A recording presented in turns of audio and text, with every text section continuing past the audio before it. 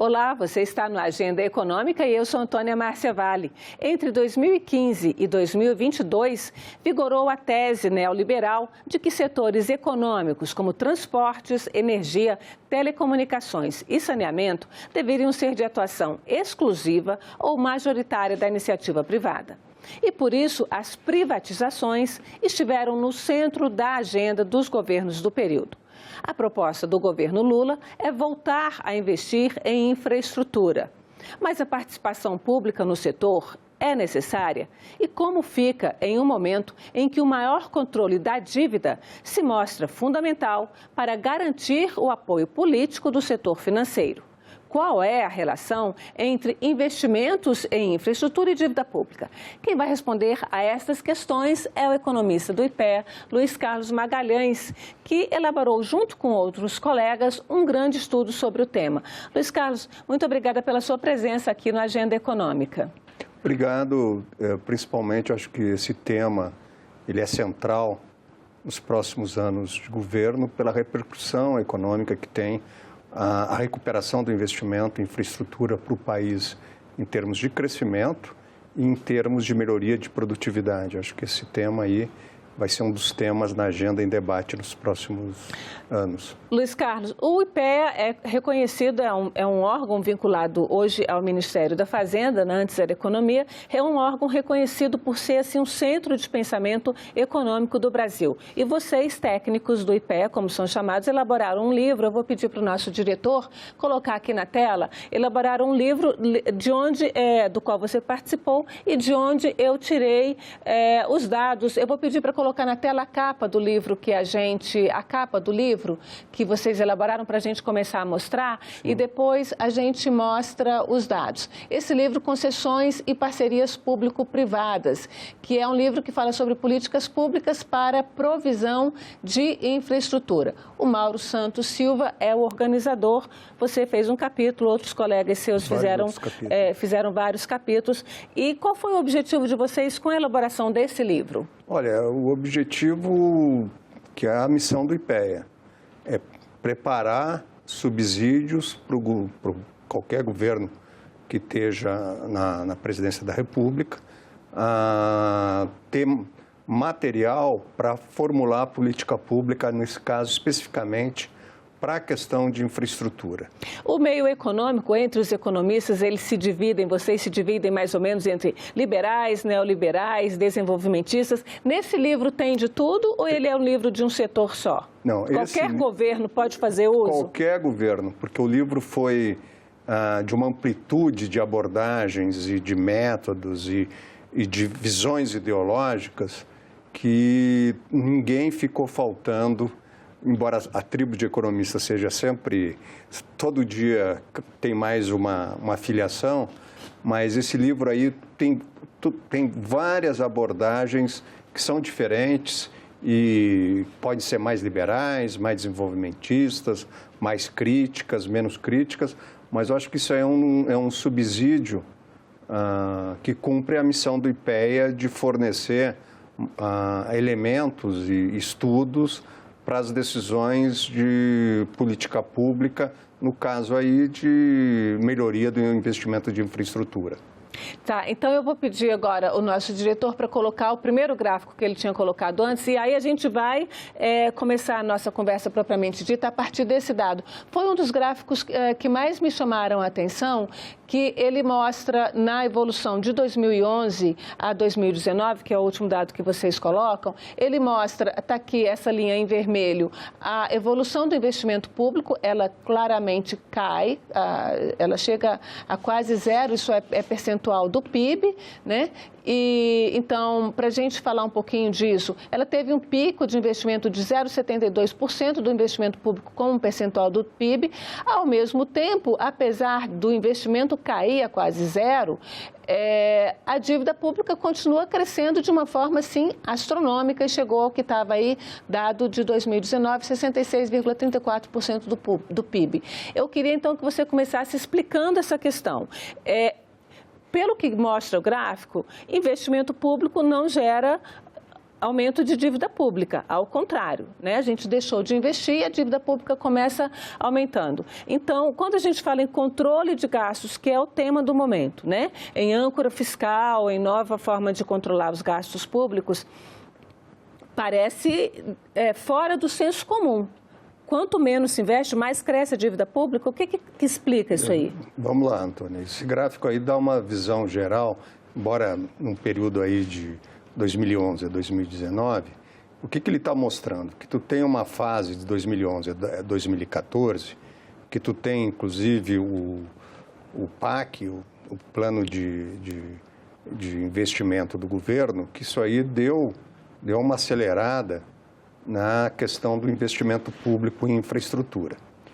E, a partir de 2014, a gente tem uma crise, começa a ter uma crise econômica, em que o investimento público, que é um gasto discricionário do governo, é a variável de ajuste quando tu tem um problema fiscal. Discricionário é que o governo tem o poder de decidir, né? Que tem o poder de decidir. E aí, evidentemente que com a perda de arrecadação, queda do PIB, aumento, a gente passa a ter superávit, déficit primário, o governo faz um ajuste, começa penalizando, isso tem sido recorrente na história econômica do Brasil, ele faz um ajuste que penaliza a variável que ele tem capacidade de controle, que são todos os gastos discricionários no qual se inclui o investimento público. E aí o investimento público começa a desabar. E isso, o que é interessante é que esse investimento, a queda do investimento de infraestrutura, ele continua e é acentuada, na minha avaliação, em 2016, quando tu aprova o teto de gasto. Comprime ainda mais a possibilidade do governo ter recursos para gastar em infraestrutura. Só que isso cria um problema econômico de médio e longo prazo imenso. Porque a gente sabe que o investimento de infraestrutura, ele está vinculado, ele tem um efeito, que a gente chama em economias de efeito multiplicador, acelerador do PIB, e, ao mesmo tempo, ele é fundamental para aumentar a produtividade geral do país. E isso é um colapso. Quando a gente fala em infraestrutura, a gente está falando basicamente, assim, se a gente pensar como é que se cria essa infraestrutura, se cria ou pela manutenção do que já existe ou pela construção, portanto, obras, né? Uhum. E aí são os 3 ou 4 setores básicos, né? Isso significa mais emprego? Significa. É um setor de alta geração de emprego? É um setor de alta geração de emprego. E como são esses empregos? Eles são basicamente aqueles empregos braçais, mais simples, ou tem de tudo? Antônia, ele pega a estrutura de ocupação dentro de infraestrutura, ela é muito diversificada. Ela, ao mesmo tempo, por exemplo, numa estrada, tem trabalhadores menos qualificados, mas também tem um núcleo de trabalho de engenharia que é altamente importante para o país. Para fazer uma usina elétrica, tu tem que ter uma qualificação de engenharia civil e outras engenharias associadas, engenharia elétrica, que são muito importantes. Imagina tu fazer uma central nuclear.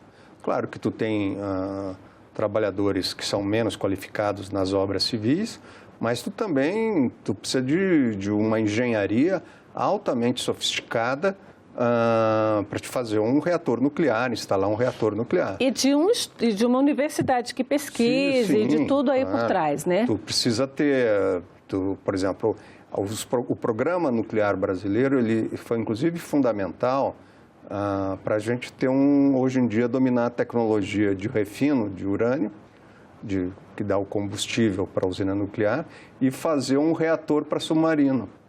Então, quer dizer, é uma área que, olha como ela atende, ela ao mesmo tempo dá emprego para pessoas que têm menor qualificação em termos de educação, de experiência, mas ao mesmo tempo é um dos núcleos de engenharia de pesquisa e desenvolvimento centrais para o país. Eu vou pedir para o nosso diretor colocar aqui um segundo gráfico que mostra a evolução, os investimentos necessários e essa evolução aí aberto pelos setores de infraestrutura, só reforçando que é transporte, energia, telecomunicações e saneamento, né? A gente teve o marco regulatório do setor de saneamento que possibilitou as privatizações, principalmente das companhias de água e esgoto, que é a base do saneamento, né?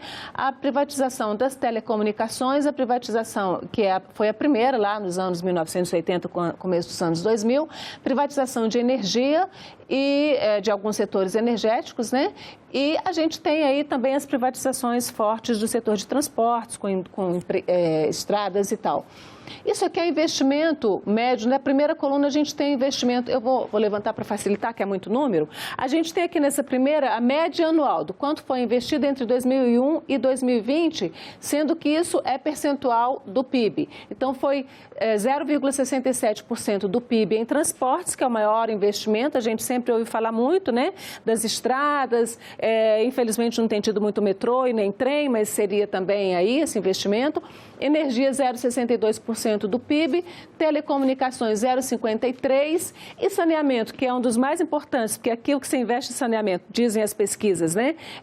Você economiza na saúde pública. E depois, isso aqui seria o investimento necessário, segundo o estudo de vocês, 1,99% do PIB, ou seja, o triplo.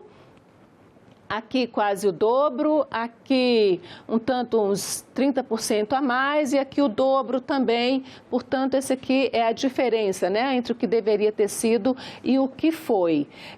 Como é que fica isso aqui? Esse investimento feito, ele é de quem? Ele foi feito pelo governo, ele foi feito pela iniciativa privada? Como é que ele foi feito? Explica isso para a gente. Olha, isso vai depender muito do setor. Tu tem o setor de comunicações, ele está todo privatizado, então o investimento tem sido feito por empresas privadas. O setor de energia, aí depende se é geração ou distribuição, tem uma diferença. Mas eu acho que o que é importante aí mesmo quando tu tem um investimento privado, a gente tem ainda um hiato de investimento muito grande em todos os setores de infraestrutura. Por exemplo, transportes, você tinha mais que dobrar a média do investimento que se verificou nos últimos 20 anos. Por exemplo, a gente teria que mais que dobrar em termos de percentual do PIB o investimento necessário em transporte para conseguir fechar o hiato de investimento. Energia, um pouco menos, mas também ainda tem um hiato do investimento necessário para a gente atingir o que seria o patamar mínimo de investimento para dar segurança energética. Isso que eu queria te perguntar. O que significa, quem diz o que é necessário, o que é que define esse necessário, essa coluna necessário para investimento público? Olha, o que define é o planejamento setorial da área. Porque, por exemplo, a gente tem tido uma queda sistemática do estoque de infraestrutura no Brasil. Um país, aí tem inclusive o estudo aí que eu estou citando, que é um capítulo do livro que eu recomendo ler, do Fristag e outros colegas, ele mostra que a gente está, com o nosso estoque de investimento em infraestrutura, está por volta de 30 e poucos %, 33, 34, mas ele tem tido uma queda sistemática. A gente não recuperou, a gente precisa recuperar. O ideal seria a gente estar por volta de 60% do estoque de infraestrutura do PIB. Quando a gente vai lá e avalia esse estoque de infraestrutura, o ideal para um país como o Brasil seria estar com 60% do seu estoque. Hoje estamos pela metade.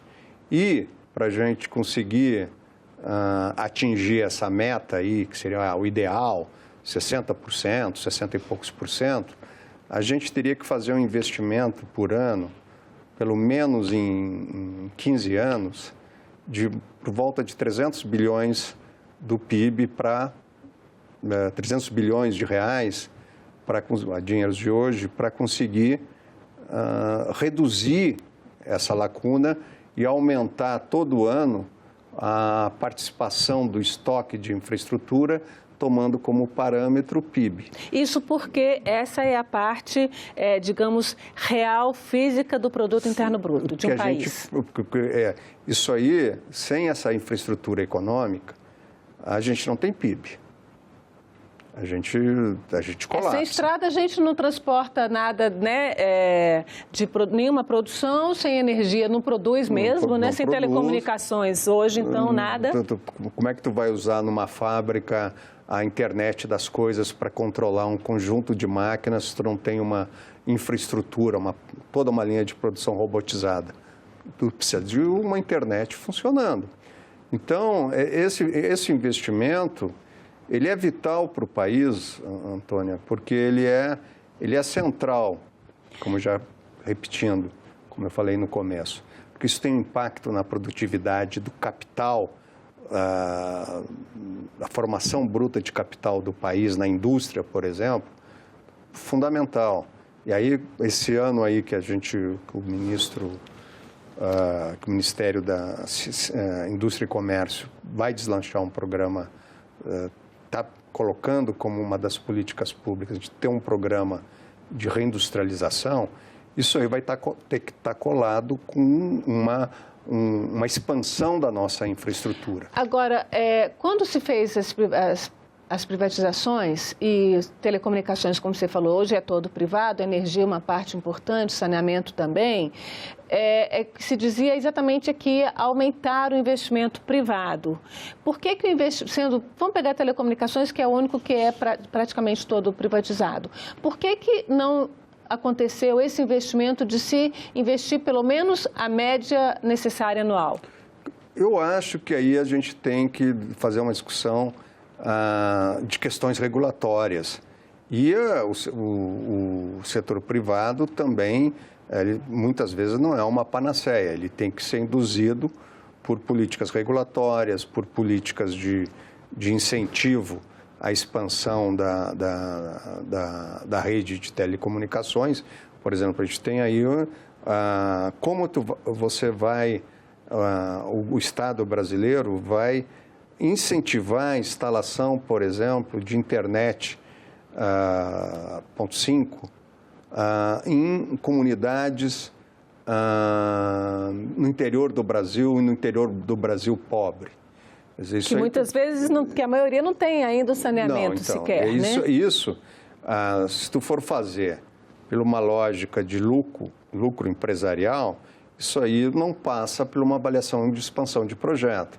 Então, tu tem que ter uma combinação da ação do governo e eventualmente, até um subsídio para a população mais pobre que incentive as empresas privadas a fazer um processo de expansão. Vamos mostrar, então, um último gráfico assim, desses dados que mostra aí, né, essa evolução entre 2008 e 2018, né, porque 2018 é o período que vocês pegam como o último período.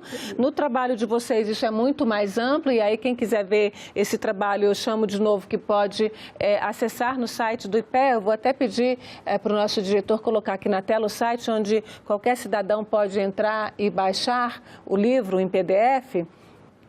Esse que está aí na tela, é um site longo, então vamos pedir para deixar mais tempo, quem quiser, quem tiver interesse, poder copiar. Mas se entrar no site do IPEA, vai conseguir esse livro, né? A gente tem aqui de 8 a 18 o quadro de investimentos comparativos, setor investimento privado, esse vermelho, investimento público, o amarelinho. E aí a gente vê o investimento privado, quase sempre, à exceção ali de 2010, quase sempre maior do que o público, mas diminuindo à medida que o público também diminui. Explica isso aí para a gente. Olha, esse gráfico,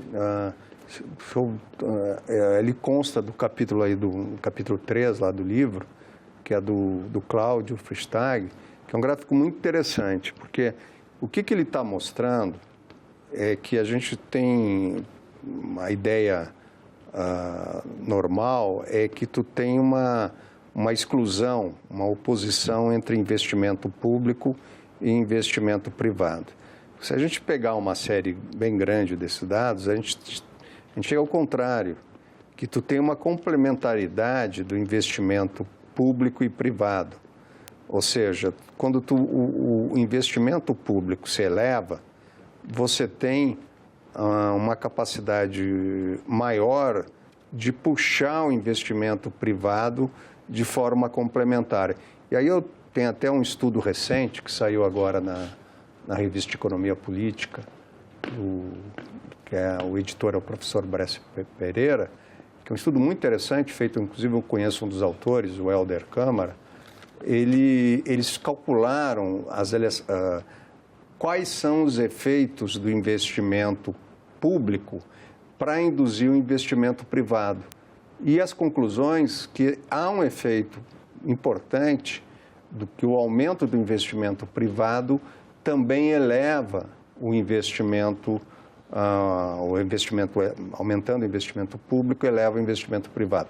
Mas outro ponto que acho que é importante mostrar desse gráfico é que a queda do investimento, que o investimento privado por si só, ele não consegue garantir a densidade e a quantidade de investimento necessário que o país precisa em infraestrutura. O governo vai ter que aumentar o investimento público em infraestrutura via orçamento, via outros mecanismos de financiamento, inclusive no capítulo que eu escrevo, ele tem uma proposta para ser discutida, muito preliminar, em que transformar uma parte dessa dívida pública como induzir uma parte dessa dívida pública a ser um fundo de recursos para o investimento privado, aumentar o investimento privado, inclusive usando claro que isso aqui tem que ser discutido, usando como um fundo garantidor uma parte das reservas em dólar que a gente tem no Banco Central, renumeradas a uma taxa muito baixa, agora nem tanto, dos fundos, dos títulos do FED. Então, eu vou pedir para o nosso diretor voltar àquele primeiro gráfico que mostra exatamente o crescimento da dívida e a redução dos investimentos, para você explicar, então, um pouquinho essa sua proposta. Né? Como é que seria? Porque a gente tem aqui a dívida pública crescendo, crescendo, crescendo, apesar dos investimentos irem a quase zero. Isso aí é como percentual, sempre lembrando, né? Isso é como percentual do PIB e a gente está colocando aqui os investimentos públicos. O que é que se faz, então, com essa dívida? Porque hoje, sim, essa dívida está crescendo, mas ela está sendo paga, porque tudo que é feito como superávit é para pagar a dívida. Se fez o corte de despesas, se fez o teto, para tudo que passar do teto, a gente pagar a dívida. O que você propõe, então? O que é importante, que eu acho que está muito ainda, está sendo recolocado como centro do debate nacional, a questão do desenvolvimento, a retomada do desenvolvimento socioeconômico, ambientalmente sustentável, com inclusão social. Tem uma parte dessa dívida pública, principalmente quando tu pega pelos títulos que estão no Tesouro, em que você poderia, com um instrumento que já tem hoje, mas fazer um aprimoramento de debêntures incentivados, tu ter um processo de troca da dívida pública, uma parcela dos títulos que são carregados pelo sistema financeiro, induzir esse sistema, que inclusive seria lucrativo, tu ceder isso, esses títulos comprarem um debênture incentivado especial feito para investimento em infraestrutura. Isso aí é tudo transação financeira, então isso aí é uma proposta para o mercado financeiro? É uma operação de engenharia financeira complexa, mas não é também uma teoria quântica, não. É uma coisa que dá para fazer E eu acho que aí a gente tem que... Esse aí seria um tema aí para ti depois. Vamos realmente ficar, Luiz, para um próximo programa, porque esse aqui a gente já encerrou por conta do nosso tempo. Tá bom. Muito obrigada, mas a gente vai discutir, então, fazer um programa só para discutir transformação de dívida pública em investimento. Isso é uma coisa interessante. Mas eu venho reforçado, hein? Trago pelo menos mais um colega para me ajudar aqui a explicar isso para ti. Tá ótimo, vai ser muito bom. Muito obrigada pela sua presença aqui na Agenda Econômica. Eu que agradeço a oportunidade de estar debatendo um tema que é central para o país nos próximos anos e agradeço aí a TV Senado, o Senado da República por ter um espaço público aí de divulgação de ideias e a você por me convidar gentilmente. Muito obrigada. E agradeço também a você que nos acompanhou até aqui. Este programa está disponível em nosso site, senado.leg.br/TV e no canal da TV Senado no YouTube. Até a próxima Agenda Econômica.